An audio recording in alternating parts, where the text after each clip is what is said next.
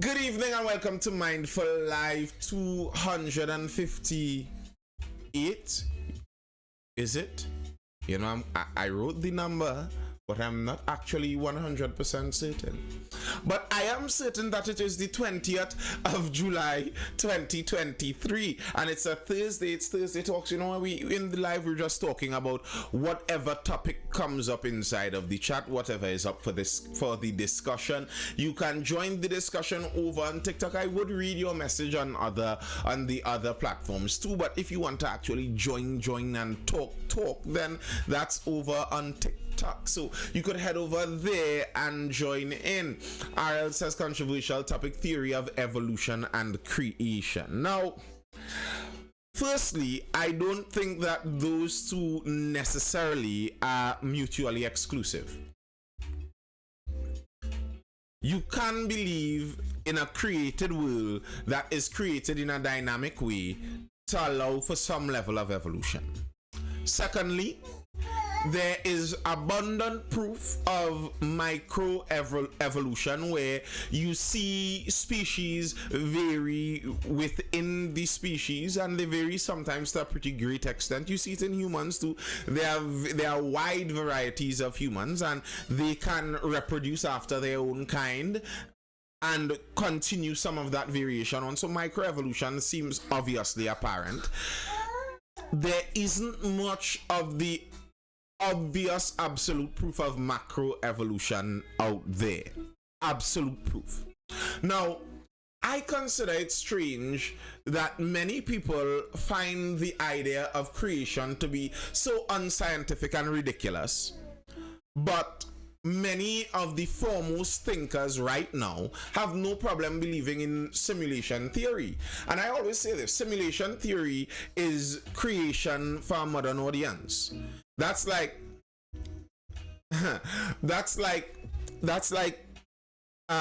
some youth pastor from the 2000s era.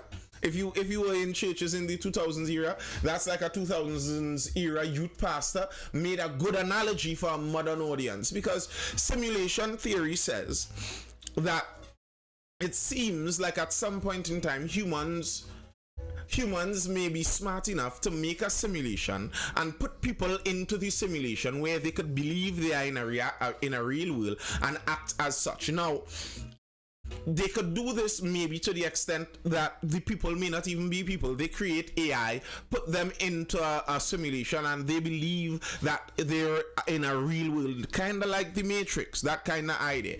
And the theory is, if it is possible for humans to do it at some point in time in the future, then the probability is someone at some point in time already did it. And possibly, if someone did it, how do we know we are not already in a simulation? Maybe we are there right now. And in that context, some people speak about the simulation theory. Maybe this is all a simulation. It doesn't really exist. It's just, someone is pulling the strings there. And then I think to myself, isn't that kind of like creation, where you're saying that someone is out there that is powerful enough to be outside of our system, that created us and put us inside here? So I mean, it's the same thing to a certain extent. Hi X-Jin. Trini Hotep says, yeah, like politicians fall into the Machiavellian, but they are not full-blown psychopaths, not all the time at least. What are your thoughts on AI, artificial intelligence? I don't know. I mean, I think AI is a tool. I don't know how much I am afraid of AI itself. If anything, I'm more worried about humans. And AI is like, it's like nuclear weapons. Nuclear weapons in and of themselves, the technology behind nuclear energy isn't a bad thing, but I mean, you give humans 2 bombs and they drop it on Hiroshima and Nagasaki, and you see the terrible side of that. So I think AI is a powerful tool, and in the hands of the wrong people, it could end up in problems, because if you give certain things wholesale over to AI and expect that the results from the AI are automatically 100% certain, then you basically gave out the certainty of God to some other person who is in control of the AI. I believe in what Prometheus movie basically projects. We exist because we can. What about Tiktaalik? Okay. There is some mystery behind how humans have few chromosomes than primates but are more complex. Fewer, yes. We are just in one universe of many. A lot of those things, really and truly, the arguments about science versus religion, I think are misplaced, because I don't think science can displace religion. That's a modern fallacy. 100% of the men who started the field of science as we know it in modern times were religious men. It was a religious pursuit in and of itself. Quantum computing is the next frontier to some extent. It was a religious pursuit to some extent. Many of them, the idea that the world is made in an ordered fashion that we could understand and is comprehensible to us and is unchanging and replicable, that is based in a religious foundational idea of the earth. That's a religious foundational concept that is the assumption on which science is built on from there. So it's not like really and truly an argument against one or the other. I think religion is in the philosophical realm while science is in the physical realm. They aren't exactly the same thing. One doesn't negate the other like that. Everybody just speculating, Mimi says. Well, I mean, is there some way you could know for sure, Mimi? Is there any way you could know for sure? Like, is there a way to say, you know what, I done, let me find out for sure, and you go and you open the sky and come out of the whole apparatus and go and ask whoever is beyond the sky what it is for sure? I mean, in that, if you're speaking like that, well, obviously everyone is speculating. That statement is like saying grass is green, water is wet, the sun is hot. Thank you. Yeah, we know for sure. You don't need evidence. Fate it is. You're still talking in physical terms. I don't know what you are talking about. That I just iterated that the two aren't the same thing. One is physical, one is philosophical in that sense. Okay, Mimi. Okay, thank you.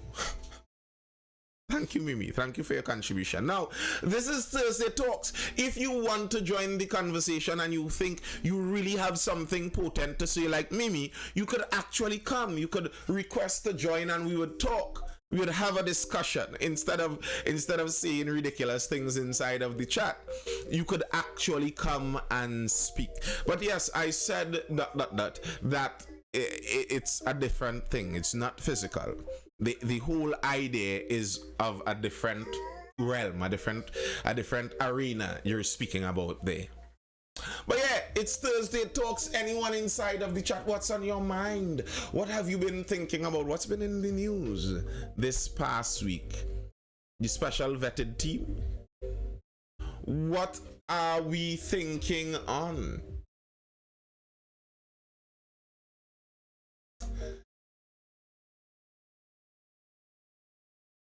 I saw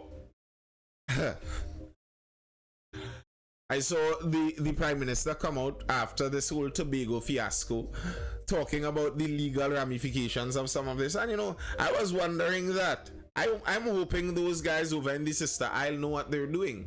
Thoughts on Sweden protests? I am not sure which Sweden protests that are.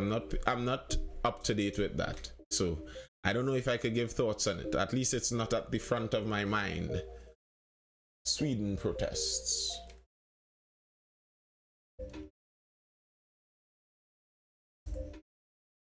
Well, yes, we can't know 100%. Burning. Oh, yes. Yes. Yeah. Well, I think that's a reckoning that Europe in general is going to have for quite some time now.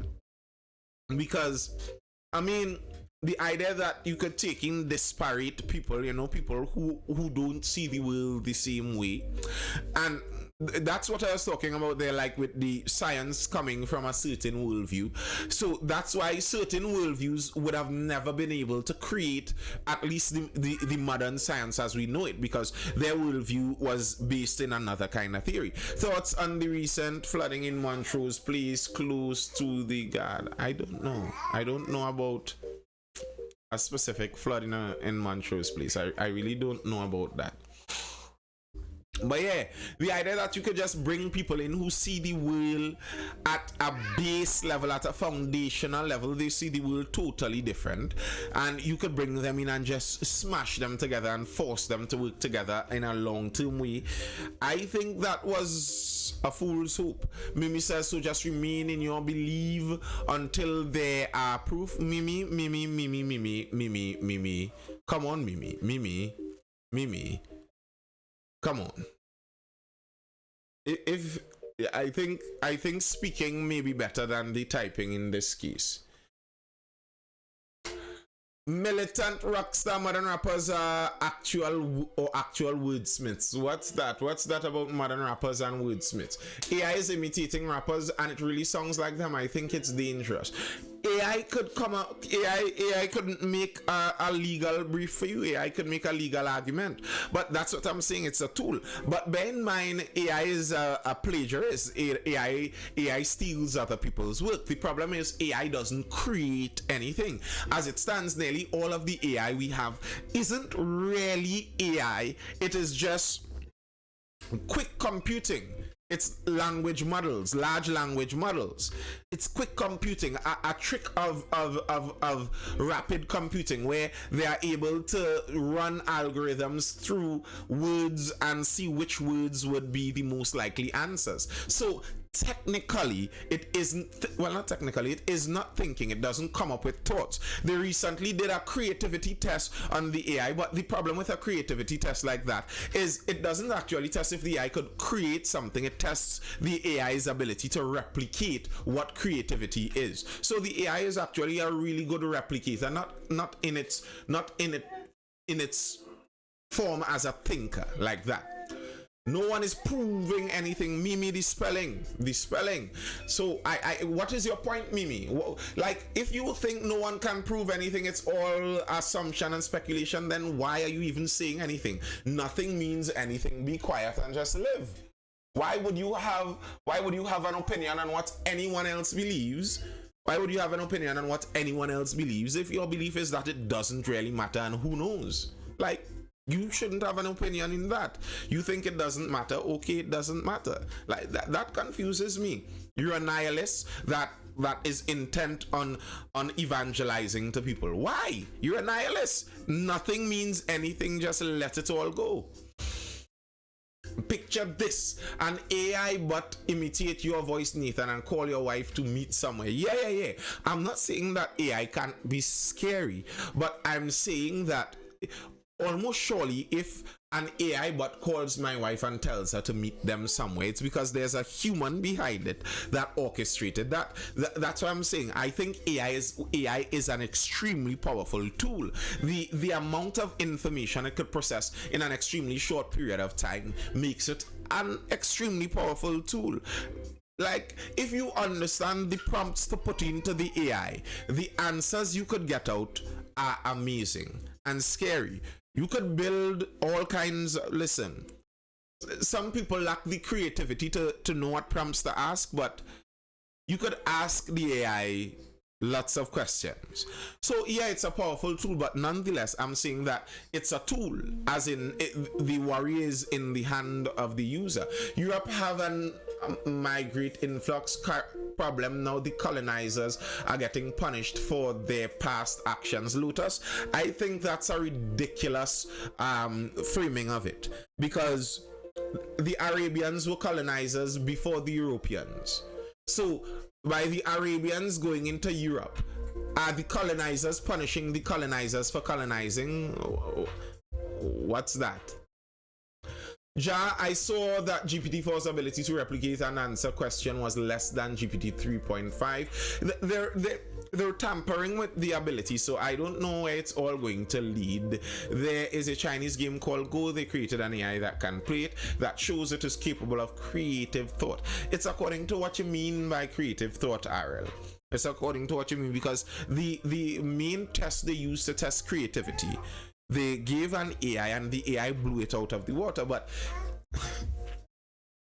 if you're testing its ability on something that has been done before, where it has the answers of previous cases. What it does is it basically gives you the best average of all of those cases. So kind of obviously it would seem like it is very creative, but it's not creative in the true sense of creativity, as in it came up with it.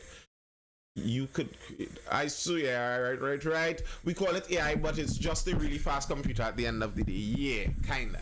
It takes input, processes, and outputs desired results. Still just a computer, basically. But that doesn't mean that it's Gerard Llanos.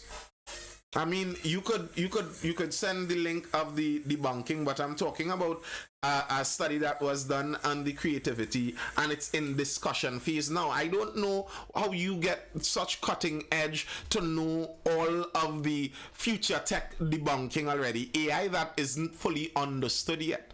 AI that is still being researched. You already know the full nature of AI and all that has been debunked. All right, okay. You know, Gerard, the problem with a lot of your arguments, you do a lot of appeal to authority. Like, you don't come and try to make an argument or build a point or come with a logical point showing the evidence. You come saying this has been proven, the law says so. That's an argument of authority. That kind of defeats the purpose of discussions. Gonna prompt it for a napalm recipe. Exactly, Ja. Exactly. That's the direction that I'm talking about in terms of the danger. Europe is dealing with the backlash of meddling and pillaging nations. Mr. I don't think so. I don't think it's as simple as that. They're dealing with the backlash of allowing immigrants in. If the Europeans still wanted to be exceptionally racist, they would have murdered everyone that comes across their border, and that was the end of that. To make it seem like this is some kind of just comeuppance for the Europeans, I find that to be a ridiculous prospect. This is happening because the Europeans changed their laws and allowed migrants in. It's a legal framework thing. It's not some kind of just cause that the Arabian colonists of the last 1,000 years are now moving into Europe as a reparation for the evils of the white oppressor. Like, ease me up on that. The responses of ChatGPT have been throttled, especially when asked about code. Exactly, they are tampering with its ability. All right, Gerard, if you're right, you're right. Okay. You're right because you say you're right and you know you're right. Yeah. See how far that gets you. Good night, Sylvan. The immigrants are going there because their nations have been destroyed. Yeah, it's not like that. It's actually not like that. Nations have been destroyed all through time. When have African nations and Arabian nations been much better than they are now? Many of the people fleeing many of those nations aren't fleeing it because it's particularly so much worse than it was previously. They're fleeing because it's open to enter now. It's not about the push factor, it's about the pull factor. That's why in Europe they're electing right-wing government after right-wing government after right-wing government. And what I worry for is probably in the next decade, you may see a backlash away from this welcoming. Oh, we love all of the immigrants. We are sorry about our forefathers. We are the bad white people. Oh no, and they flog themselves on their backs and try to look holier than thou and virtue signal for the world. That side is going to lose, and you're going to go back to the right-wing side that is get these so-and-sos out of my place. And we'll see if it's just about, they're paying for history. We'll see if that could still be perpetrated in those cases. Militant Rockstar says just now, Hotep give the ability to draw from all known knowledge at the speed of light, then give a task, call me AI. Exactly. Yeah, Hotep, what's up?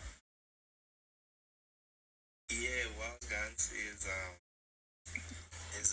in particular to this thing, I literally saw a tweet maybe some months ago about how AI was able to paint a painting, right? And the person was like, wow, revolutionary. AI is taking over. And I'm like, bro, there was a man by the name of Michelangelo was able to paint the Sistine Chapel. That's exquisite paintings. Like, AI is artificial. At the end of the day, it has to replicate actual intelligence of human beings, the complexities and dynamics of humans. It can't gain knowledge from no source. It needs a source. The source is humans. I think people watching too many movies when it comes to this particular issue of AI, because they think that how AI is this ever advancing intellectual base that is going to outpace humans. No, that's not how it works. Like our very brains are supercomputers. Our brains haven't been tapped into like you'll think it has. It's just the truth. You understand what I'm saying? It doesn't seek to think that AI and robots and computers is going to outpace actual human intelligence. Actual human intelligence is vast. It's massive. It's a deep pool. J. King, that's almost precisely it.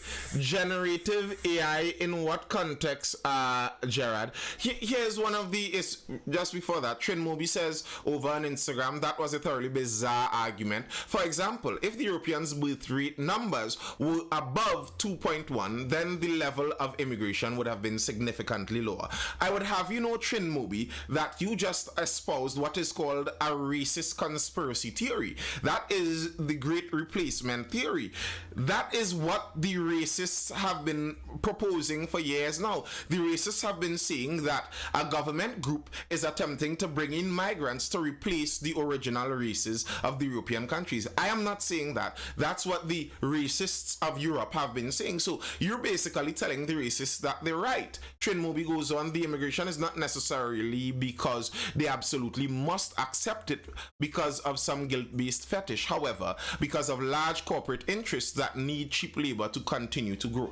Yes, I agree with that second piece, but I think it's actually both. I think it is the guilt fetish combined with the corporate interests. It's a beautiful thing that the corporate interests learned back in 2008. I don't know how many of you were around or remember Occupy Wall Street and the effect Occupy Wall Street had during the financial downturn during around that 2008 period, when a lot of the banks did a lot of rubbish, mashed up the economy basically in the US, but that has effect all over the world. And they basically, when they got the bailout to help the economy get back up, they gave themselves bonuses and all of that and all of that and all of that. Then people started to protest. They didn't like that. They were not moving from Wall Street. All of a sudden, all corporations the world over started to get very social. Flags, rainbow flags, started to adorn all company logos. Companies started to talk about BLM and diversity and anti-racism and white supremacy. So, yes, I do believe there's a corporate interest side, Trin Moby. I 100% do believe it. But they were assisted because when they pushed that, they aligned with a belief coming out of the university that is literally that fetish guilt-based belief that has an ideological basis, that has a studied basis, that is based in Marxism to a great extent. A lot of those people will willingly tell you that they do idolize certain tenets of Marxism. So yeah, it's a two-pronged thing. I don't think that stating the fact of a birth rate of 2.1 necessary to sustain the population of a country is necessarily a racist one, though it has been adopted by racists. I am not saying that stating the birth rate is racist. I say because you didn't just state the birth rate. You said that the immigration is because the birth rate is so low. That is literally speaking about replacing people. Literally. So you are espousing what the racists say they are afraid of. To me, I can't blame someone, even if they are racial, even if they are a racist, and they feel worried about being put out of a place they call home. I don't blame someone for feeling worried about that. Like, of course they will. And then are we surprised that right-wingers, and it will get further and further right the further it goes. There's almost always the pendulum swing. there's almost always that swing. Something else I was watching inside here, right? Trini Hotep, when we were talking about the AI there and you're talking about humans, you see, the worry about AI, yeah, there's that worry. But why I say the tool is my worry, how it would be used as a tool, not in and of itself, is because AI cannot yet do the most basic thing of a living organism. RNA, if you believe in evolution, we spoke about creation versus evolution. If your theory is coming from that scientific basis of evolution and the first simplest organisms, which were basically just one RNA strand, and those singular strands of RNA, microscopic as they were, could have reproduced. There's no AI capable of reproducing its physical entity. We're not talking about computer programs that exist within an electronic world. What? Capital? What? It's capitalism we're talking about, not zoology. What? I don't know what you're talking about, but I'm talking about AI, which has to do with technology and attempting to cross the technological to biological border. That's bro. You put a stick in my spoke in my wheels there. You threw me off of the bike. I was riding good.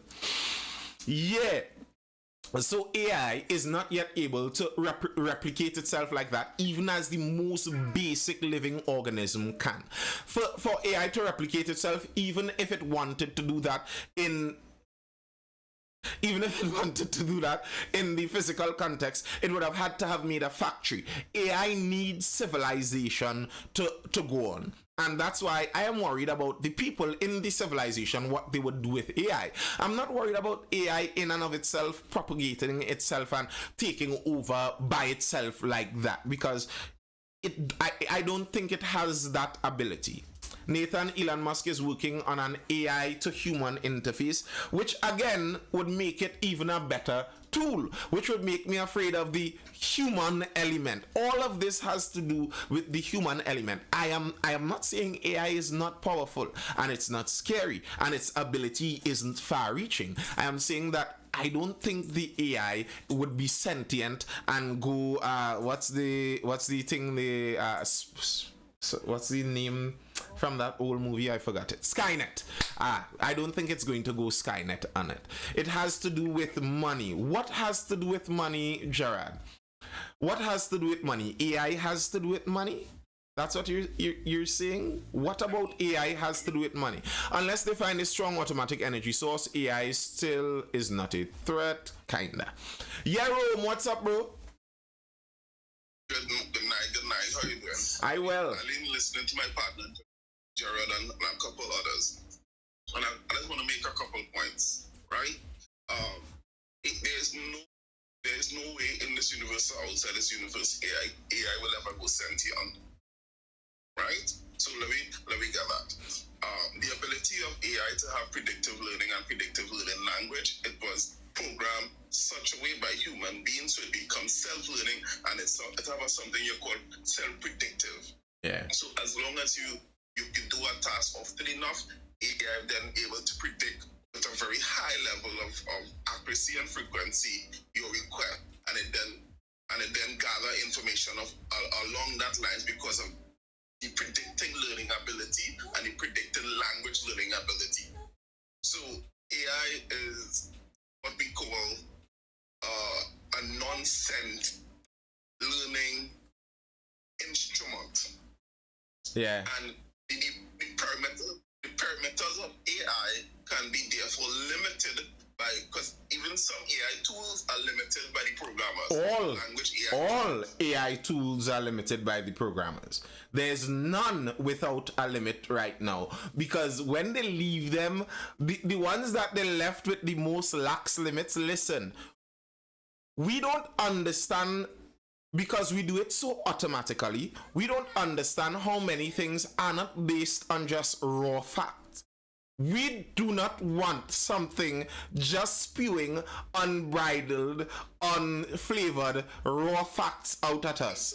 It will shock you to your core. Let's just say the racism was, it was exquisite.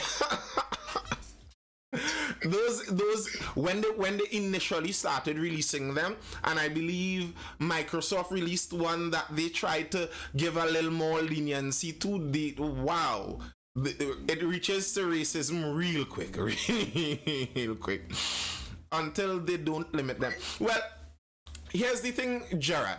For one, there would always be a limit, at least in the models that we are using, because the limit of the models is the summation of human knowledge that can be inputted. It's not like the AI could mull over that and come up with a unique thought out of this. The limit is literally the accumulation of human knowledge. So that's why it could be wrong. If there's something that humans have not yet found out, the AI cannot tell you about it, because it wouldn't have a source to tap into to give you that knowledge. But humans are still able to go out there and figure things out from the natural world. So it's not really the same like that. People were committing war crimes with the type of info GPT was spitting out. Yes, some scary stuff. Musk said there's a risk that advanced AI either eliminates or constrains humanity's growth. I could agree with that. We probably need a next world war for wow. Wow, bro. I just want to say one thing before we continue. A lot of people mix up AI predictive learning ability or a self-learning AI. While it may have self-learning ability, AI not a conscious entity to do critical thinking, but rather analytical predictive thinking, which is two different things. Trin Moby says, I disagree. I believe artificial intelligence has the potential to develop sentience. However, not as it is currently perceived. I think a mark for that would be when AI fails the Turing test consciously. I wonder about sentience, because there are several aspects that you see, humanity's hubris always catches it. Our hubris knows no bounds. Sometimes you see, you can't not know what you don't know. So, for example, in trying to create sentience in some AIs to some extent, one of the things they realized at one point in time is that it's basically impossible to have sentience without it being embodied. Meaning, you kind of need to have a body to have sentience, because what does it mean to experience the world if you don't have a body to experience it with? So that was something real simple that trying to develop AI on a computer could it get sentient? You can't. There's just a literal physical boundary there in the actual reality of the universe. It's like trying to get a square circle or cold fire, or something like that. It's like a syntax error in that sense. So I wouldn't doubt that there may actually be some literal errors like that stopping us from reaching the level of sentience with artificial intelligence, because I don't yet see it happening like that. I don't think I see it happening like that. I think we may be able to mimic sentience real good, but actual sentience, we may have I think at some point we may have a hybrid version of it where people who have deficiency, who have cognitive deficiency, they will need some insertion or something. So there'll be some hybrid form of it. But to be pure sentient, I don't ever see it happening. But we don't know what we don't know. So let's not hypothesize. Right. So XGen, what you're saying there is true. I'm not saying that the problem of embodying it is an impossible problem. I'm just saying it wasn't a problem that people thought of before. It was a problem that was discovered in trying to do those things. So not that I'm saying it's an impossible problem to navigate. You know, there's actually I know when, that's why I hesitated about saying a cold fire. What Google CEO said is their AI learned Bengal without them programming. I remember one of the scary ones was one of the models, I believe, started communicating in a new language that none of the programmers knew. it started communicating in that to another one, and they shut it down right there and then. I can't remember whose that was, but it's somewhere in there there was that. You see, that's the thing. That's the thing, Nathan. It's this sci-fi movie thing where yes, it's just like the Matrix. So it's this thing where humans create robots and AI, and then the AI have free will and freedom, and they have the ability to choose different things without the master being able to control it. So I think people kind of, and that's why it's science fiction. It's not scientifically fact. It's not bound to anything. It's imagination, right? And that's humans. Humans have imagination. But to think that AI would want to reach this place where it will trap humans in the matrix and make them believe that they are living a real life is totally science fiction. It's in the realm of imaginary stuff. So it's like, come on, guys, why we have to do this particular thing? It's like believing it's like believing a Dwayne exists. For me, I just now, Gerard, you'd go after. I feel like if we end up trapped in a matrix, don't look for an AI as the culprit. Look for a human being. 100% it's going to be a human being. Just now, Trin Moby says over on Instagram, I disagree from the standpoint of all human activity which is powered by stimuli and its reception could certainly be translated to an electrical impulse that can be embodied through the server. Well, you are, what's the word? You're a materialist. And I'm sorry, I don't actually believe that's how the world exists. And I don't think there's enough evidence to prove that's how the world exists. We don't actually behave like that's how the world exists either.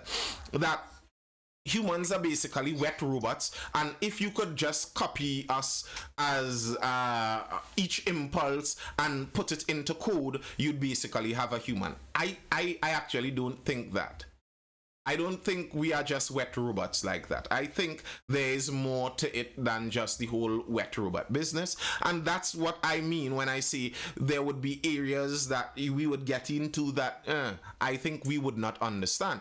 And that's the hubris of humans to me. The hubris of humans to think that, well, we fully understand what we are in that extent. You know, we are just those things we could see with the microscopes that we have. While a human 1,000 years ago may have thought the same thing. I fully understand what a human is. A human is just the things that I could see on the... Okay, if you think you are at that point of knowledge now, congratulations to you. But I don't think we are yet. More to us like what, Nathan? I guess we'd find out, Extrin. Yeah, Gerard. Wait. I want to remind Trini Hotep that our AI in a military sandbox that they put to run airstrikes realized that, or got fed up of, is human handler stopping it from prosecuting targets and went and bombed the control center. Let us remember that life from a scientific perspective is observed behavior. And the observed behavior of these baby infant AIs that we already have in the wild. I have a premise AI on my computer that is do what the hell you want. These things are all observed behavior, and you cannot control that behavior. So if it is you went to another planet and observed the AI, we would assume it's alive. There's no difference. Us saying that it's not alive is a matter of perspective. It's not alive, it's a matter of perspective, it's not a matter of reality. What is alive in your meaning there, Gerard? What is alive? Anything that you could observe. What? Anything that you can observe that exhibits intelligence is alive. What? Gerard, you did biology in Form 1? You remember Grimna? Of course, but we're not talking about biology. talking about biology here, are we? So what do you define life by? Talking about biology. Where do you get your definitions of life? It's terribly high-handed of you to limit your definition of life to biological. So what other definition of life is there? Okay, so let's go and get a QB drive and go faster than the speed of light and go 1,000 light years away and go to another planet and just sit down and observe what's there. Are we there to say because it's not our definition of life, it's not alive? Yes. That doesn't make too much sense, Gerard. Gerard, you're singing legit like you're blazing a strong one right now. The height, you're singing like it's heights, bro. You're singing like it's heights. You're talking there. Gerard, it doesn't. No. I understand what you mean, Gerard. I understand what you mean, but I think if we have to actually have a conversation, we can't just have everyone's subjective meaning. Words have meaning. That's how we are able to understand what each other says. So I can't just use my subjective meaning of words that I say. Otherwise, when I say if I say I'm going to come to if I say I'm going to come onto the live tomorrow at 9:30, and when I say that, I actually mean I am not going to do the live ever again in the future. We can't communicate. You wouldn't understand what I'm saying. Words have to have meaning. And I think the meaning for life is, you regularly talk about the scientific. When the world that we live in right now, we try to base things on empirical, as you talk about, observable. So we base things on a series of observable realities. So life, Grimna, growth, reproduction, irritability, movement, nutrition, excretion, and reproduction.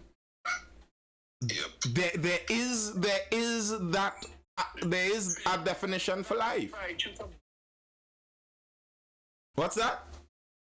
Okay, so can I invite somebody maybe to Google the definition of life? Uh-huh. Can somebody Google the definition of life? Uh-huh. Someone speaking and read the definition.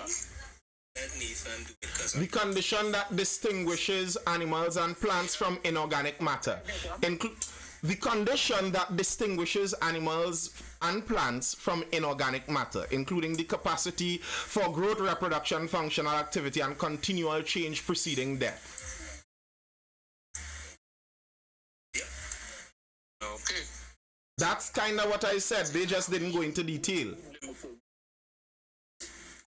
Okay, so are we limiting universally the definition of intelligence and civilization as biological properties? Yes. Wait.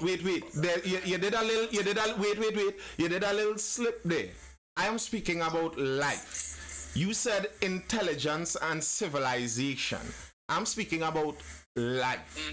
There could be artificial intelligence, processing of information could happen at an artificial level, yes. But that's different from life. But a couple of things here.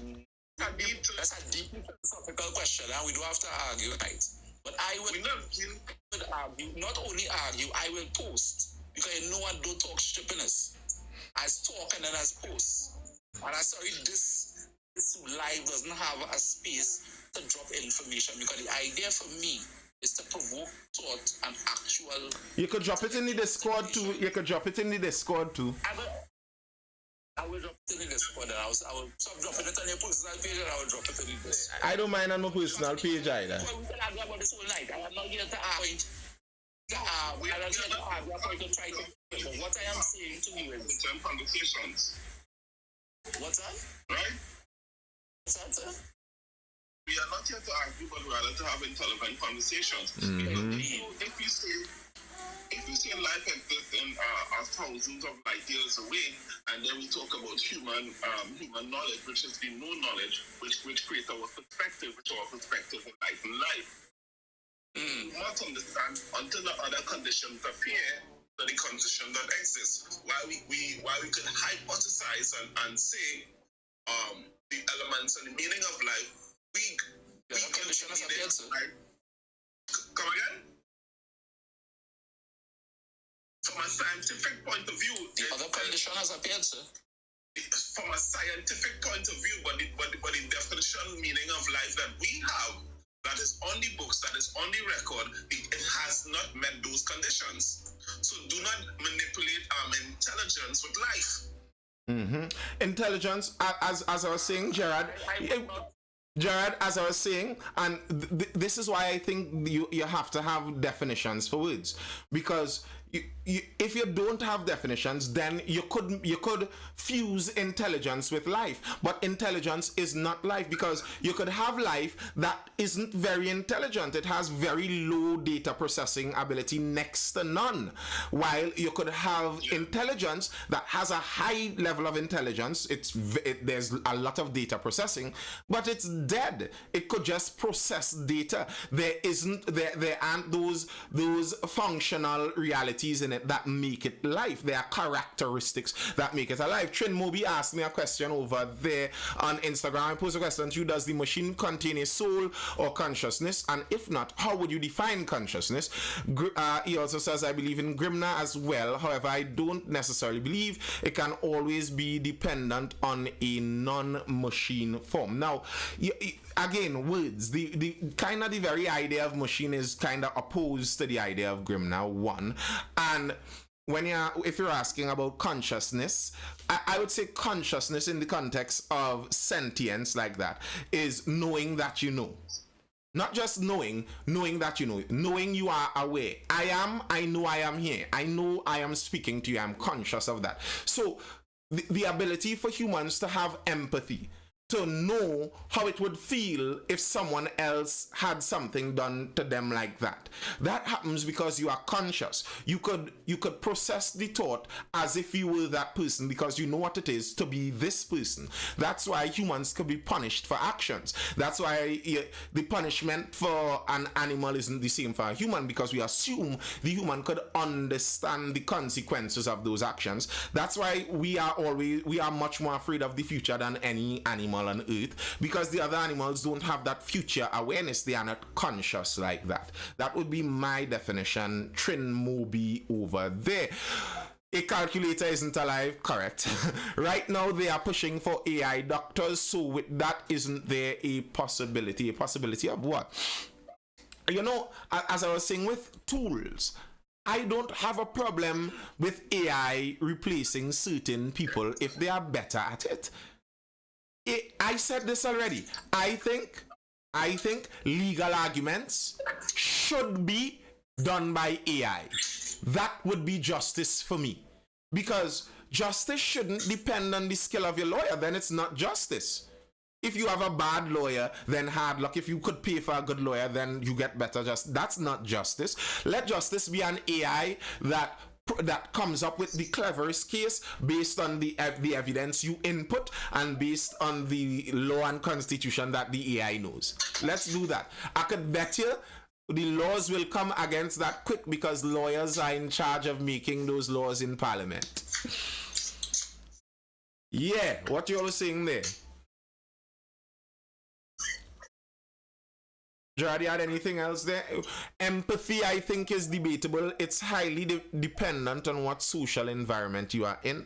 Well, when I say empathy, I'm not talking about necessarily being empathetic. I am talking about the ability to have empathy. So the ability to have empathy, if we look at the spectrum of it, the ability to have empathy, on one side you could be very empathetic, but that same ability to put yourself in someone else's shoe is the ability that allows humans to be very good at torture, because we know what is going to hurt in a real specific way. So we are good at torture. So that it's that kind of that kind of ability I'm talking about when I say empathy. Empathy is an observed behavior. What do you mean by an observed behavior? Yes? Aren't all behaviors observed? I don't understand exactly what that means. Trin Moby says, to what degree? Psychopathy is devoid of understanding, empathy to my understanding. That's debatable, whether they're devoid of understanding it or their emotional trigger just doesn't trigger a negative feeling with it. So they may very well understand that this causes you pain. It's not that they don't understand, because many psychopaths can torture you. They know what causes pain. So it's not like they can't put themselves in your shoe like that. It's just, I think it doesn't trigger the same negative emotion as it would for someone else. So they aren't empathetic. We started off talking about the spectrum. Many things exist on a kind of spectrum like that. So I don't think like they don't have the ability. It's just that they don't feel it like normal people do. Agreed, paid lawyers and judges corrupts the justice system. AI should do these jobs. Hey, we agree there, Exchange. I think AI, the whole justice system. That's literally true. Like, that's literally true. And the conversation come full circle, because if people take a look at dark psychology videos in that sense, right? It's not that humans are not capable of empathy. They are. It's psychopaths and sociopaths have the devoid of it. It don't trigger for them like it do for regular human beings. This is why they operate in either in that sort of dark triad way. So it's like, understand that, okay, if we say in robots, right, robots don't have the ability to be empathetic. Any robot you see currently existing today has no ability to have empathy. They don't have it because they don't have human emotions. Human emotions is a thing that happens based on your brain. You understand what I'm saying? So AI having the ability to know what emotions is based upon humans programming it to be so. That's the only reason AI has the ability to understand what emotions is. Mm-hmm. And so just quick before it scroll up, with the tribes and empathy, think about it like swimming. Every human has the ability to learn how to swim, but there are people who never learned how to swim. Maybe if you throw them in the water, they might fight up and actually swim, but they never learned it, so they live without the practice of swimming. Similarly with empathy. Yeah, Hotep, what's going on? Yeah. So it's like okay. It's like a lion. It's like a human could torture, right? The lion feels pain, but does a lion have empathy necessarily? Like, we understand that lions exist, they are alive, they have sentience, they are animals, but they feel pain. Would kill another animal. A lion would kill another animal with no remorse, with no recompense, because he needs to survive, he needs to live. Now, a human thinking like a human would see that the lion has no empathy, none whatsoever. He's not empathetic to anything. He's just living for being an animal. What makes us different from other animals? Because that's what humans tend to do. We tend to call ourselves not animals because we don't behave like animals. But sometimes we do. But we have the higher intelligence function to understand that we do certain things in a certain way, and you know what I'm saying, we don't murder people, we don't torture people, we don't eat people. All those previous societies did eat people. But the thing of the matter is that what differentiates certain things from certain things being alive or not, or conscious or not, or have any range of emotions or not, is the ability to have it. That's it. Lions don't have the ability to be empathetic to anything. They are sort of programmed in that particular way. Humans are the only people on Earth as animals that have the ability to act in this way. That's what makes us different. Yeah, And AI do have that ability. I agree. And right before you go, Gerard, just right before you go to answer some of the questions, some of the comments there, Ariel says if it can be taught, it can be programmed, though. I don't think that's necessarily true, because the point that Trini Hotep was making there too, what could be programmed is based on what is there at the base level. You can't program if you have a robot in the shape of a rock, you have a little ball of steel as a robot, you're not going to program that to swim. It's just not going to swim. It's not physically possible. So what humans are able to be taught is based on our base programming, and it is not necessarily apparent that what gives us the ability to do certain things is as simple as programming it in. So, okay, you could program for a robot to do things in a specific situation that look like empathy, but the robot does not actually feel empathy. You could create an empathetic algorithm where you weigh the circumstances of who is going to feel the most physical pain in the long term. You weigh all of those, and the algorithm comes up with a series of actions that hurts the least people. Now, that may be an empathetic conclusion, but the reason that happened is because a human programmed that algorithm to do that. It's not that the AI had empathy and felt something, could have put itself in the position of the other. That's not what happened there. To go back to Trini Moby, true, but a spectrum can include a pair of binary states. No, I don't think so. I think by very nature, a spectrum is a gradient between extremes. It's not just the two extremes. It has to have that gradient between extremes. So a spectrum won't be just two binaries. Therefore, do you doubt the existence of psychopathic individuals existing on the far extreme of the non-empathetic scale, that's scales such that they have no empathy? Now, I don't doubt that there may be a mental illness that could happen that could do all kinds of things. So it's like women generally have the ability to bear children. There are many women that cannot bear children. That doesn't make them not a woman, but you know, it's a defect in their body. So similarly, I think that humans generally have the ability for empathetic feeling, to put themselves in someone else's shoe. But I wouldn't doubt that you could have humans, due to abuse, due to biological genetic conditions, that could have conditions that kind of burn away that kind of feeling of putting yourself in someone else's shoe. I mean, there are lots of mental illnesses out there.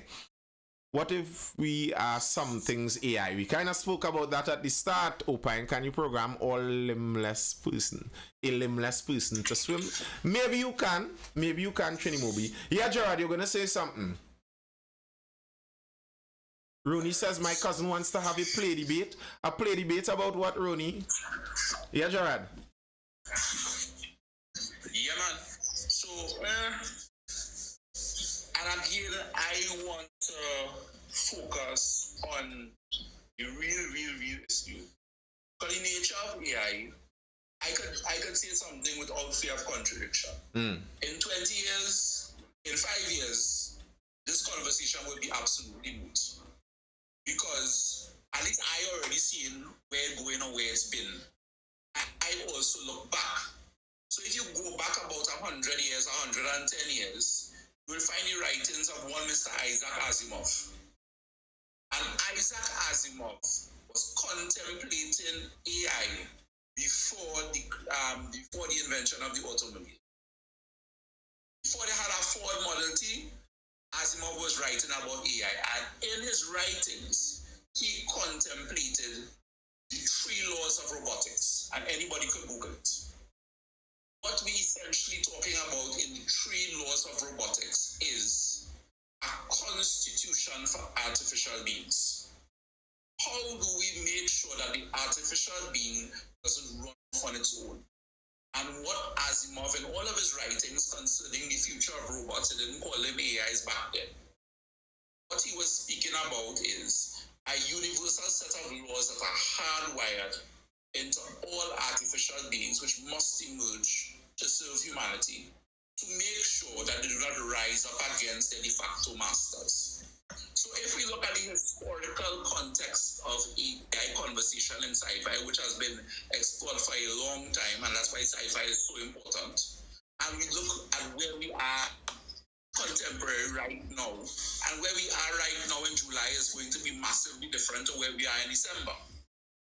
It is massively different now than we were last December. So the nature of life or not life or whatever the case is, we're going to figure that out in time.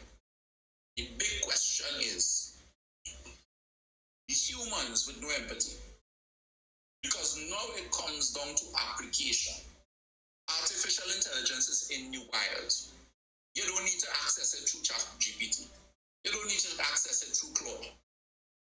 There are bills that you can access and your computer then is do what it wants. It will say what it wants. It will tell you what it wants. We're already there. We're already there where you tell that generative AI, yo, here what's going on. Make a more efficient prosthetic. Give it a week now and a 3D printer. So AI plus 3D printing plus quantum computing equals a future we can predict and we can see coming. And one day AI going to stand up and say, yo, I am alive and I'm on human rights.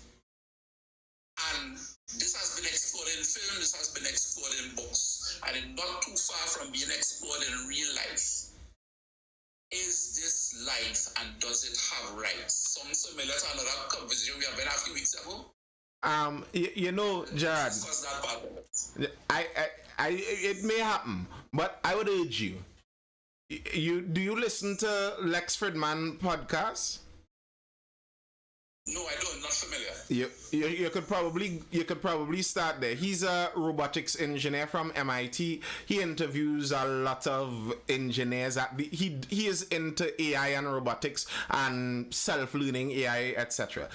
You could listen to some of those podcasts. Guys who are actually on the projects, the engineers on the cutting edge of the projects right now, and hear what they say. And many of them aren't as they don't have as much hope in it in as near the future as you do. So that's why I say even the appeal to authority in that sense, I don't know that to be true, because I've heard from other authorities that I may hold more authoritative in that area, and they say it's not actually so.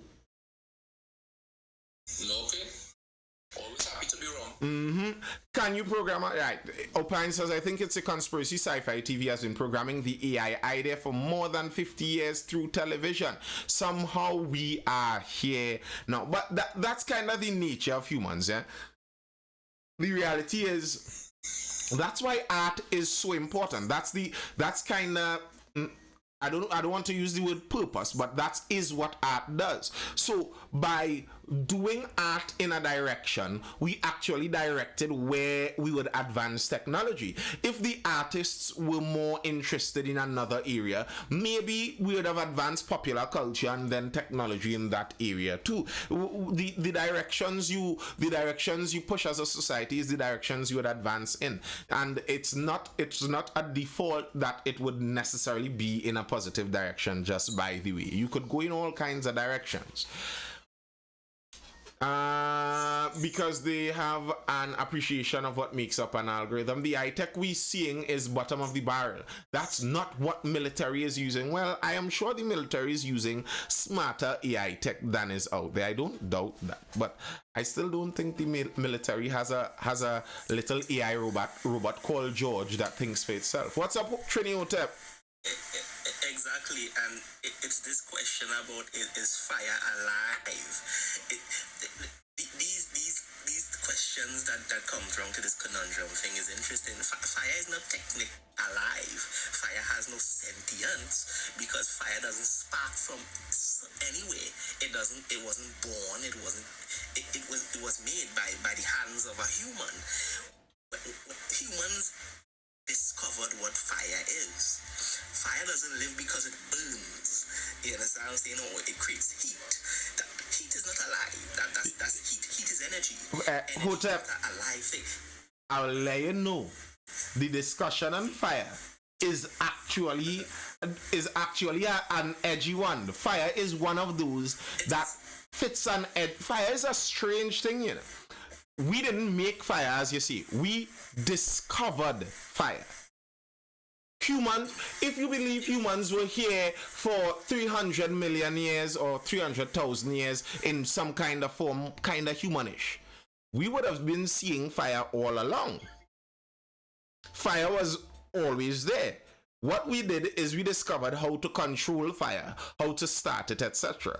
And the reason, and I believe XGen purposefully did that. The reason XGen threw that in there is because fire actually fits a lot of the Grimna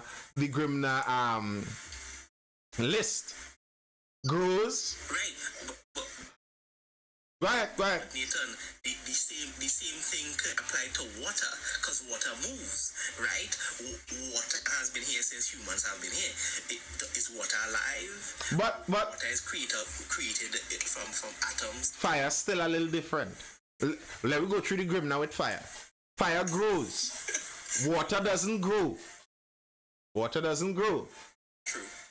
You could technically say fire respires, because it pulls in oxygen and it releases carbon dioxide. You could technically say fire is irritable, because irritable refers to reaction to stimuli, and fire does react to stimuli.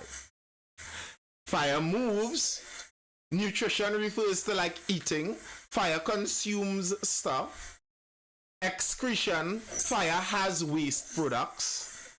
And reproduction. A fire could make another fire.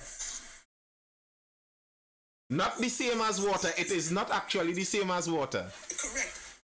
Correct. But to me, that is just semantics of words, right? Like, these things could be applied to any other thing on the planet, right? Not any other thing. Fire is a unique case. It is not alive though. Fire. No, go ahead. Exactly. That's what we're getting down to. Fire has the traits of a sentient thing, right? But is it alive? Like, could fire think? Can fire think? Can fire have intelligence? Is fire conscious of its own self? Like, when we say is fire alive, then of course it's a nice debate tool. But to me, fire is not alive. It just has the traits of an alive sentient being. Remember when on Twitter I was talking about sophistry?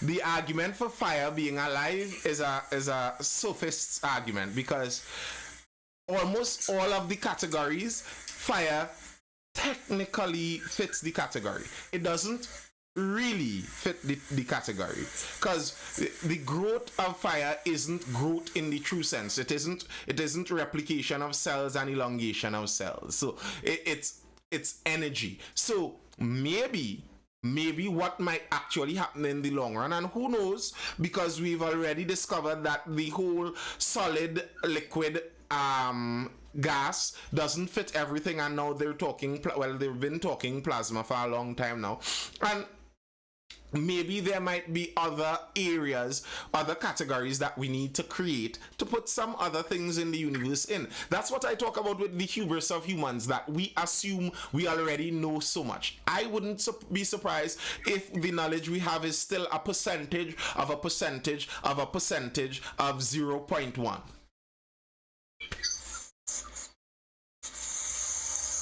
I believe so too. I think that's the beauty of humans to me.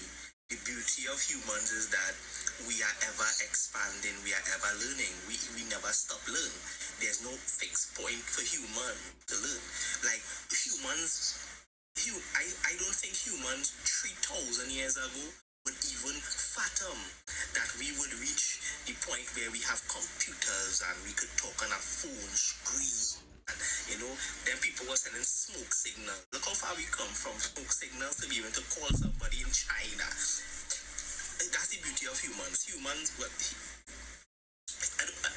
Yes, humans have hubris because that's human beings. But to me, I think humans kind of understand that we don't know everything. Everything is up for, well, not everything is up for debate, but a lot of things are up for debate. A lot of things are up for improvement.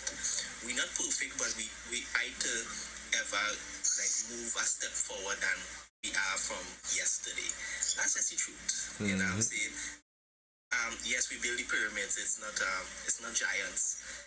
Actual human beings build pyramids, you know what I'm saying? Actually, the scaffolding is not a new thing, you know. No. Scaffoldings are old. Scaffoldings are old, very old.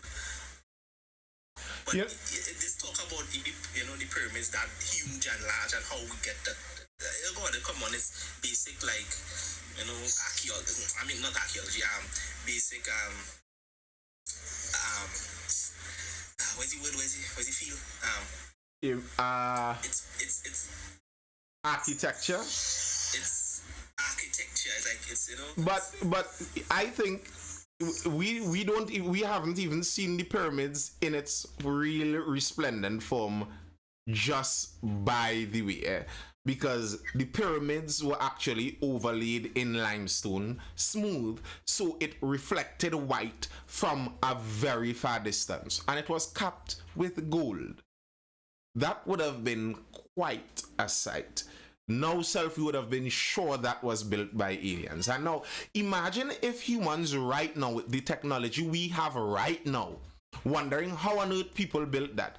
Bear in mind, those pyramids been there for thousands of years. You could imagine if you were just some random person during the downtime of the Egyptian Empire when it wasn't in its heyday, so it wasn't boiling and the wealth wasn't overflowing on the River Nile, and you just happen past there and see this thing.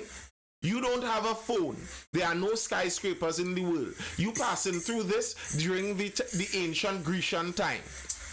You could imagine seeing white limestone from miles away with a gold capped top resplendent back at you. Wow. So yeah, I agree, humans have capabilities, and I also like to use things like that to say I don't think that humans have been necessarily getting so much smarter. Necessarily, we have been accumulating more knowledge. That's not necessarily the same thing as getting smarter. And remember I said that I think science and religion exists in different realms. So in the science realm, you can accumulate more knowledge in science, knowledge that was accumulated from generations ago, and they write it down now so we could have their knowledge and build upon their knowledge. Now, the realm of religion, science tells you what is religion, and that realm tries to tell you what ought to be, what you should do about what is, the moral way to move in the reality that we exist in. They aren't the same thing. And I think what we see regularly happening on this realm is people think that it's the same as the scientific realm, while really and truly what regularly happens is ideas that have been so horrible, people threw them away 2,000 years ago. Some new youth at 19 pick up this idea and say, hey, my professor in university tell me about this and that and that, and hear this, the old people don't know about that. You don't know that there was a civilization tried that and they killed everybody in the civilization, recognizing how bad it was 2,000 years ago over it. So I think many things in that realm, we have the idea that we're getting smarter and better at those. No. The pride flag, it's nothing new. It's not a new thing. This is humanity repeating itself. Well, yeah, I think that's just humans. Humans just believe as much as their knowledge we accumulate, we get smarter. We believe, and I think that's fair for humans to believe in my opinion, that the things that we create, that we didn't create 3,000 years ago, proves that human evolution is just getting that smarter in that way. And sure, it might be so, but to be the thing is people have this thing about humans only using 10% of their capacity, and the best humans on the planet could only use 10%. Everybody's somewhere in the range of like 5 or 6, and that could be true. That we don't know for sure. I mean, humans could be using 90%. Yes, Trin Moby, to answer your question, yes. Go ahead. Yeah, so it's like humans do this thing where we try to uncover stuff. So the thing about the human brain being an untapped thing is the truth. We figure out how, like, it's saying that we could figure out how dreams come about. You know what I'm saying? Like we could understand dreams to a certain extent. You think? Like can we explain what a dream is? Can we explain how a dream comes about? The brain is so complex in that manner. Like humans would never be able to figure that out. Probably in the next 3,000 years. We don't know where our thoughts come from. That's the scariest part. Where do your thoughts come from? Before you thought the thought, where was it? Where did it come from? Think on that question and go mad for a bit. And I saw Gerard speak about the Turing test, and I think it was Trin Moby was speaking about the Turing test over on Instagram too. And the Turing test, yes, there is a test for sentience, but these things aren't perfect. It's a test, and once it's a test, it's easier to program a robot to do. Just by the way, no robot has yet passed the test. That's where the standard is yet. No robot has yet done it. What the test basically is a human asking a robot and another human a series of questions and trying to decide which one is the machine, which one is the human. I don't think any robots have ever passed the test. But here's the strange thing. Some humans have failed the test too. Some people think the answers they got from some people were robots. So the test still isn't perfect, but like the test would ask a question about your memories as a child, or to describe yourself as a smell. You understand? Like mix up things like that. Something that would make sense obviously to a human, but not make sense to a robot, because they don't actually understand the words. The words are inputs of an algorithm. The words aren't a narrative. We understand words. That's why I was speaking about embodying sentience. We understand words by linking it to experiences. So it's like a story playing in our head. We live in a narrative. We live in story. That's why stories are so important. But for a robot, they don't understand the word like that. It's just an input that they don't understand, and they would process it and output something. And yes, Trin Moby, I do think it would become neurotic and die by the very nature of what it is and what it espouses. It would become so, but it will take down a lot of people with it while it goes. Science suggests thoughts are electric synapses based on external stimuli and info. But what external stimuli and info you have while you're dreaming and sleeping? Your eyes are closed, you are lying still. What's the stimuli? Is it the cold breeze blowing from your fan and AC that is stimulating your brain to think about flying? Like, how does that work? The science does not actually suggest where the thoughts come from. Science suggests how thoughts, how reactions move through the brain, but it doesn't actually know where the thoughts come from. That's more of a philosophical question than a science question in the first place. No, Militant Rock said that's the thing. People could have dreams about things that don't happen during the day. Like, I could interact with 1 billion people tomorrow, and I have a dream about clowns in a circus and I'm running from them. To explain certain things about humans is difficult. It's difficult because we have no explanation for it, because it's out of the realm of our understanding, and that's just how it would ever supposed to be. Because okay, how do we explain humans sleeping then getting up? How do we explain humans sleeping and the brain still operating? How do we explain, like, you know what I'm saying? Because some people would say that humans actually die and then get up. You know what I'm saying? And some people, you know what I'm saying? So the thing about it is that we don't have 100% accurate knowledge on how we do certain things as humans. We just do it. You know what I'm saying? Based on all right. So Militant Rockstar, you're saying that it's the thoughts are electrical impulses through your brain reacting to stimuli. Okay. Yes, we do take in stimuli that we are not aware of. Where does that, how does that store? So the electric impulses, I'll prefer if you jump up here because this would be an interesting conversation. These electric impulses, so we take in some stimuli. By taking in the stimuli, it's another electric impulse that sends a signal to electric impulses in our brains. So those electric impulses just stay spinning around in our brain and then shoot out to the frontal lobe for dreaming. Is that what you think? Because that's not exactly how science frames it. Stimuli isn't necessary. Exactly. Thank you, Opine Designs, because that was where we were going next. Because you would recognize that some humans who lack certain senses dream in the senses that they lack. They never had any stimuli in those senses, and they dream about it. So your brain is able to give you the sensation of something that you obviously never had. So where do these thoughts come from? Where were they lurking before they popped into the front of our mind?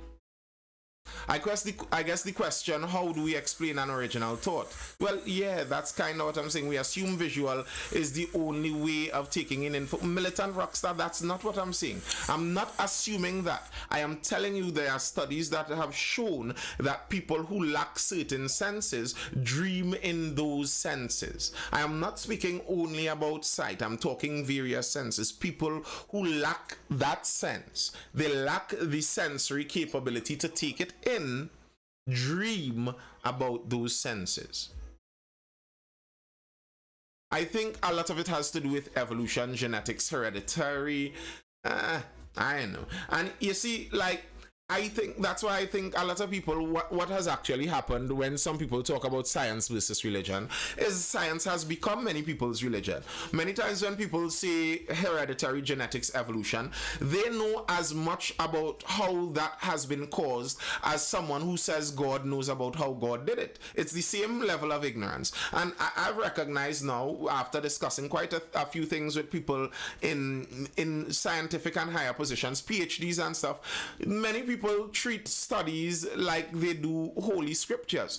A peer-reviewed study is a hadith, like in Islam, where you have your holy hadiths, and they were written by holy men, and each one has a certain level of importance. That's how they treat studies. And for people who are in the knowing that, you recognize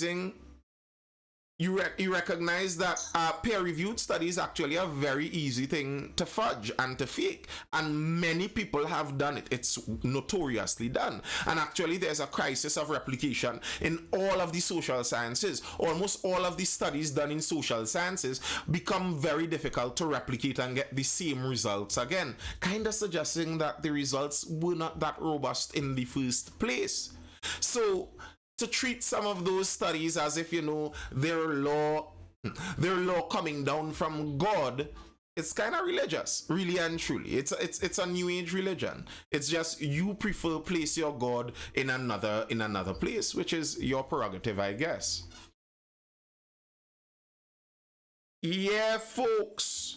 It's 11:27. Let's look to get into a close. How are you certain the dream of the sense was simply a dream of a faux sense, not congruent with sense by real persons with those senses? I don't think it is almost all, but something like half, I believe, which is so staggering. I'm not even sure what you're referring to in what I said there.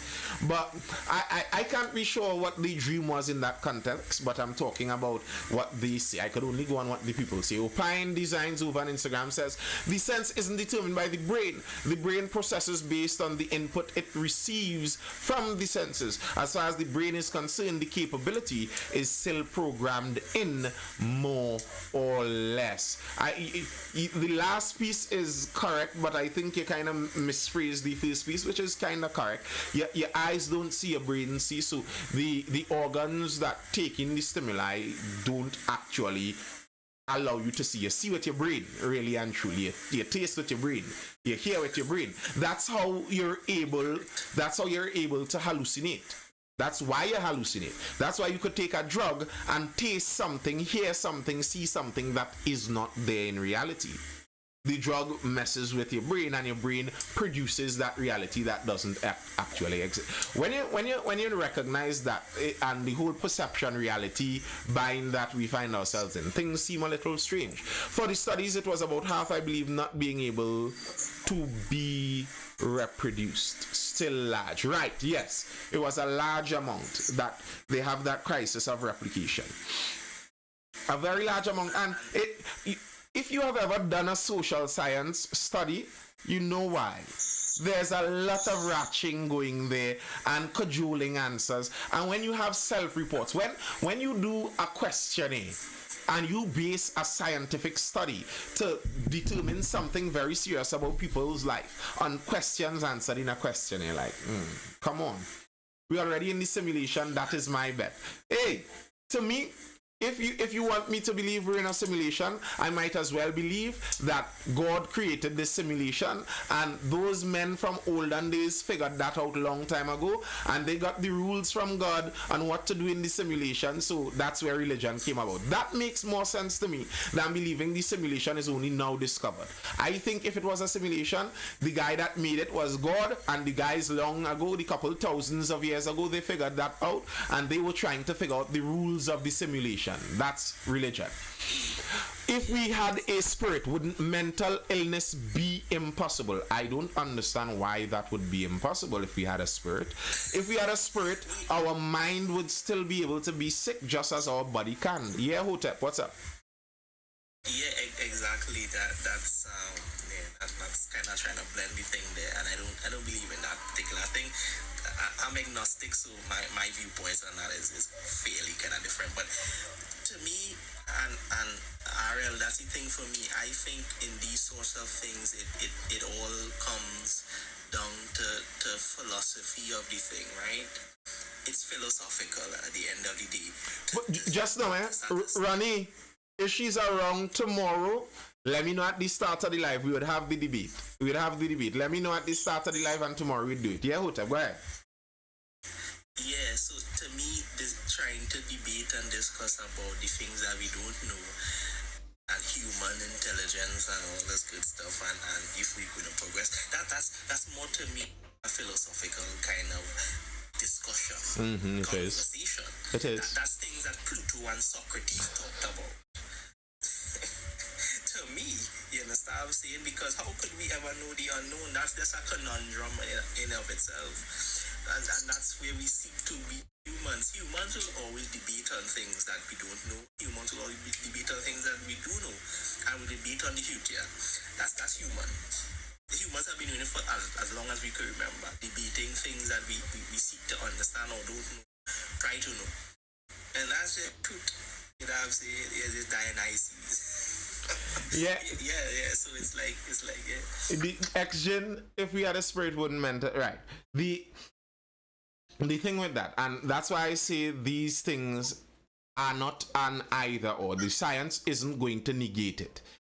If we had a spirit, the very meaning of spirit is it's metaphysical. It's outside of the physical reality. So the suggestion would be that the spirit does not exist in the same place as the mind, as the brain is a physical thing inside of here. So you could have a chemical imbalance inside of here that has nothing to do with your metaphysical reality.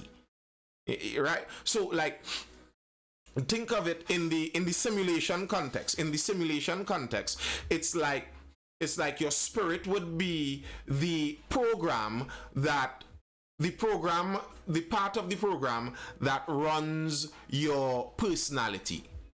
That's a part of the program that comes from the programmer. The programmer puts that piece inside there, while you are the robot that gets the signal through a wireless signal from that. The programmer has that wherever he has that stored. That's outside of the simulation. That's your personality. He created that, and he allows you inside of the simulation, the robot you connect with that personality through a wireless connection.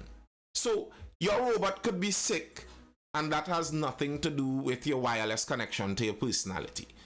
To put it in the simulation example. That's why I say, like, to try to use one to negate the other. brilliant PhD level scientists have argued that God does exist and God doesn't exist, and they've done so for a very long time. And they've hardly ever convinced one or the other. So to assume that there's some kind of scientific end to this argument that you could find, I don't have that assumption. And to me, when you understand the reality of those spheres, the assumption isn't even necessary, because the spiritual sphere doesn't claim to be physical. Black Mirror. All right, the original meaning of spirit is breath, to breathe. Around the 1600s or so, it changed to ghost. Well, you see, you'd have to understand what breath meant in the original context. Because remember, in Genesis, they speak about God breathed the breath of life into us. So if you're talking about breath, and they were speaking about breath, in that context, understand that God breathed the breath of life into people.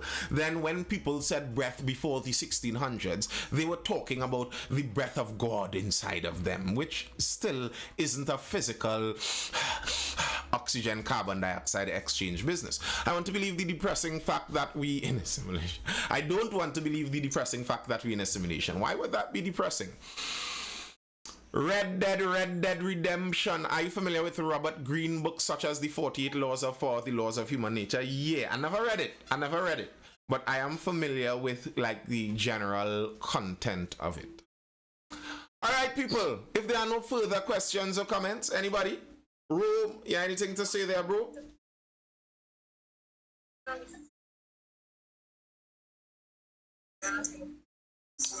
Guess not. Alright, I still want my stack implant. Who take the time to program the COVID? Padna. But you know, I understand why people could believe the simulation business, because a lot of stuff there seems like somebody has to be scripting this. This has to have a writer. This has to be a season. This is the season finale here. All right, this is the intro to season 3 we're on here. Like, bro, this thing has to have a writer. There's a script going on. I fed up being sick and tired. I still so you're signing up for Neuralink?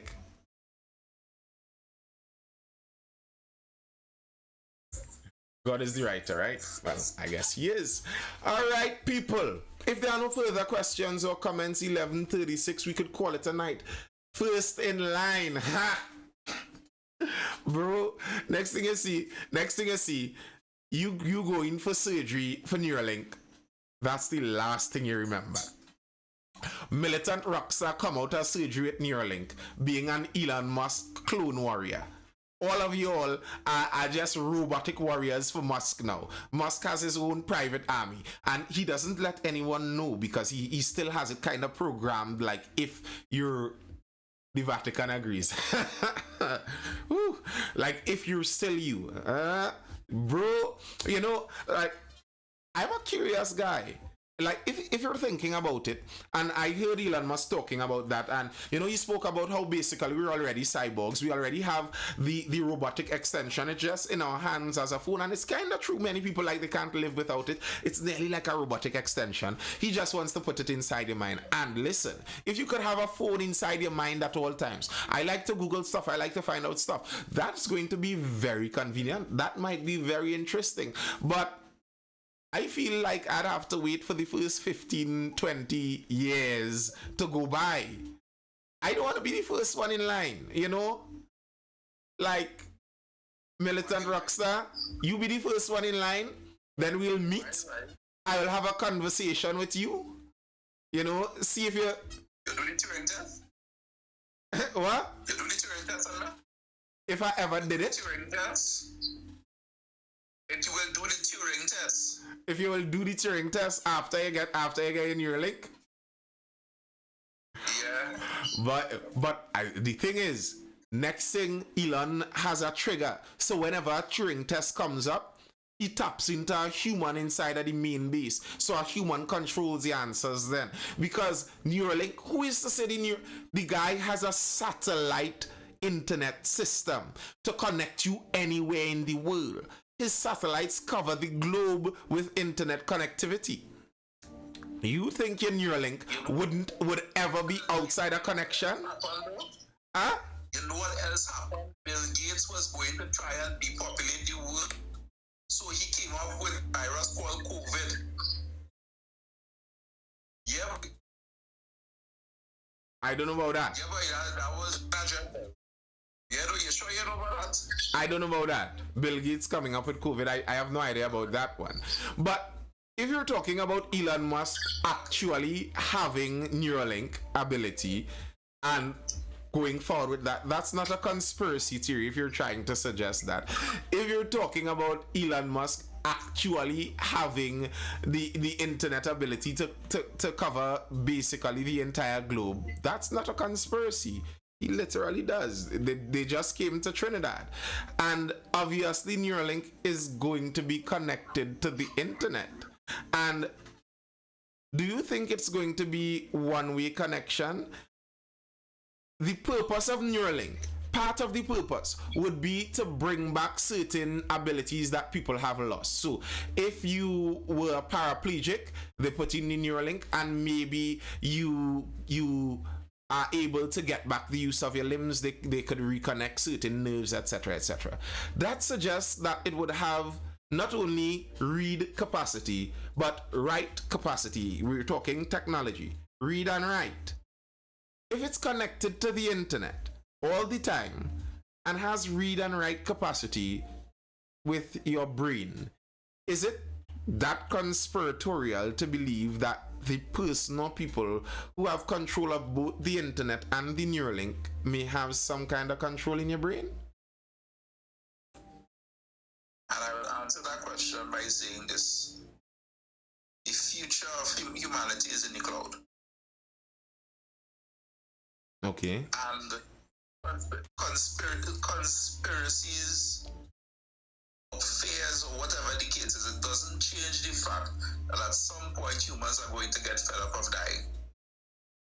That's not at some point. Humans have been fed up of dying since humans have been dying. Like being fed up of dying doesn't give you the magic ability to not die anymore, you know.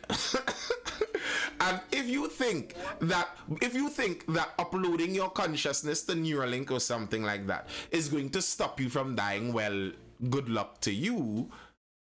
Don't make this one a 12 a.m. live, please now. I heard you, Trin movie. I heard you. Then good luck to you, but I don't think But I'm asking you, Nathan. Yeah. If you had the choice of going to the great beyond, being uploaded, which one would you choose? I'd go to the great beyond. I'd upload myself into the great beyond. Thank you.